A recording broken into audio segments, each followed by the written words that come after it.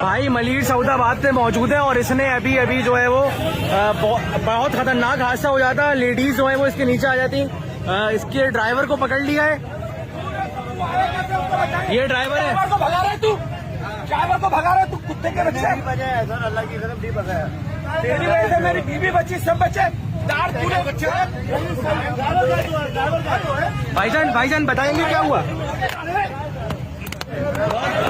بھائی جان بتائیں گے؟ اسپیڈ میں یہ جا رہا ہے، میری بھائی بچی میرے سب بچے، تار پورے بجلی کے توڑتے ہوا ہے، یہ تار توڑتا ہوا ہے۔ ہاں یہ پیچھے سے